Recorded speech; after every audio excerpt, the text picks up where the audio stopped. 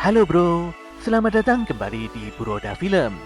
Pada kesempatan ini, kami akan melanjutkan bahasan alur anime Chainsaw Man bagian ketiga.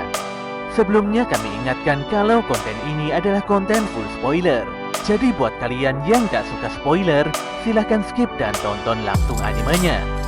Sebelum masuk ke dalam isi cerita, bantu kami dengan subscribe, like, dan komennya ya. Oke, mari kita masuk ke dalam ceritanya. Pada suatu pagi, Denji nampak lesu dan tidak bersemangat sama sekali. Bagaimana tidak? Di kantor pusat Devil Hunter, Denji harus menyelesaikan beberapa laporan terkait kasus yang mengharuskannya mengalahkan iblis kelelawar. Sesaat kemudian, Makima meminta Denji untuk mengalahkan iblis senjata api, di mana iblis ini pertama kali muncul sekitar 13 tahun yang lalu di Amerika. Sayangnya hingga saat ini keberadaan iblis tersebut masih tidak diketahui. Jika berhasil mengalahkan iblis ini, maka Makima akan mengabulkan satu permintaan Denji, apapun itu. Tentu saja hal ini membuat si Denji sangat bersemangat. Shin pun berpindah di masa lalu, tepatnya di dalam rumah keluarga Hayakawa. Hayakawa kecil saat itu mengajak ayahnya untuk bermain lempar bola tangkap. Saat itulah Taiyo mengutarakan keinginannya untuk bermain dengan sang kakak. Di luar rumah, Taiyo begitu bersemangat bermain, sementara si Hayakawa nampak begitu malas. Karena kesal, Hayakawa pun melempar Taiyo dengan gundukan bola salju. Namun Taiyo malah membalas lemparan tersebut hingga telak mengenai wajah sang kakak. Keduanya malah asik bermain lempar bola. Hayakawa lantas meminta adiknya pulang dan mengambil sarung tangan untuk bermain lempar bola tangkap. Namun ketika Taiyo baru saja memasuki rumah, tiba-tiba saja rumah tersebut hancur seketika oleh sapuan angin yang begitu dahsyat. Disinilah diketahui kalau insiden ini adalah ulah iblis senjata api. Denji sendiri sebenarnya masih bingung dengan penjelasan Makima. Makima pun memperlihatkan potongan iblis senjata api yang berupa peluru dari dalam koper.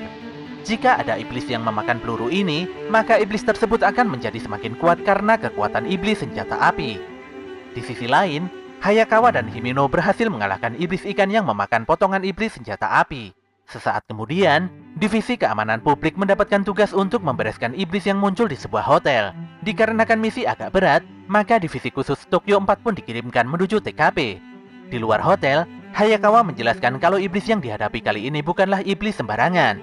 Hal ini dikarenakan iblis tersebut telah memakan potongan dari iblis senjata api.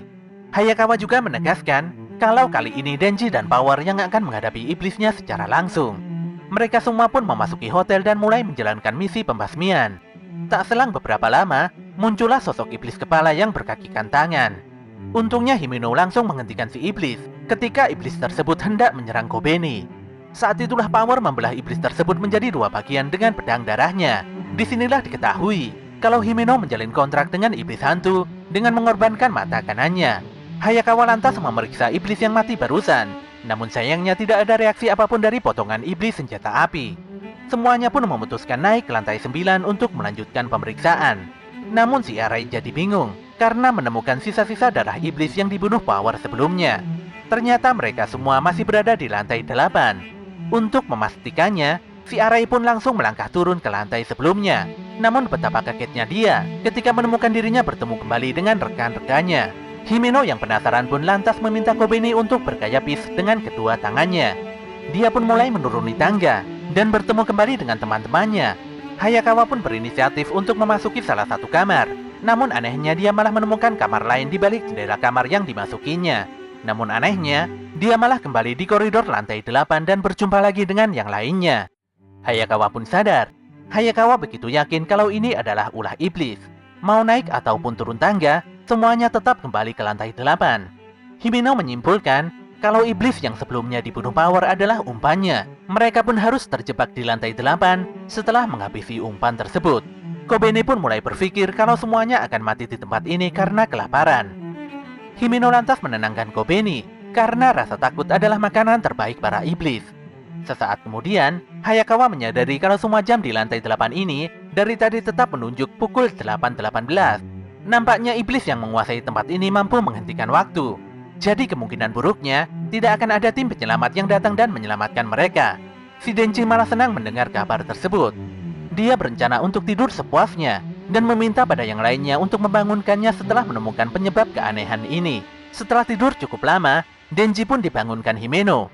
Himeno mengabarkan kalau hingga saat ini semuanya tidak bisa meninggalkan lantai 8. Tanpa istirahat, Hayakawa masih berusaha untuk menemukan iblisnya.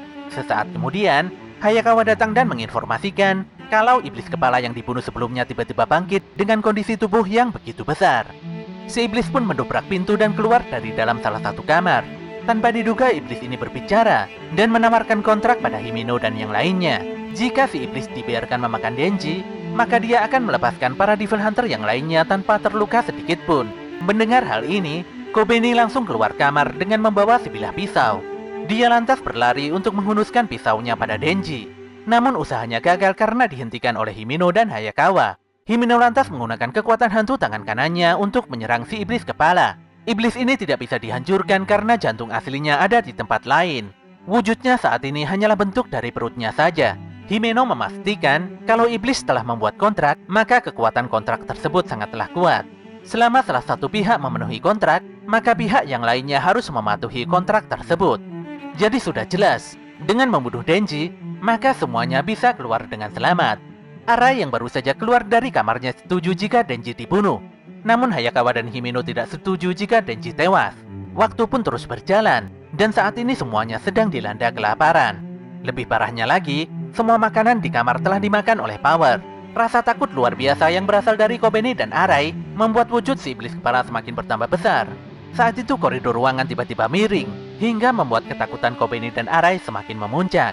Keduanya pun meminta semuanya untuk segera mengorbankan Denji. Hayakawa yang hendak menggunakan pedangnya malah ditahan oleh kekuatan hantu Himeno.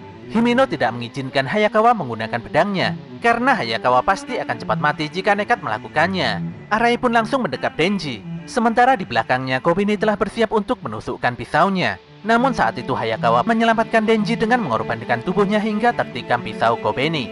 Himeno pun mulai terguncang. Dia pun mulai menangis karena tidak tahu apa yang harus dilakukannya.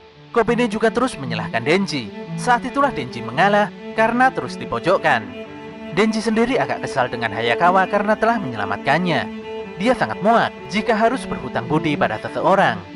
Denji pun akan menganggap hutang ini impas jika semuanya bisa selamat dan keluar dari hotel ini hidup-hidup. Dengan penuh semangat, dia pun menarik tali gergaji mesin di dadanya dan melompat maju untuk membantai si iblis kepala.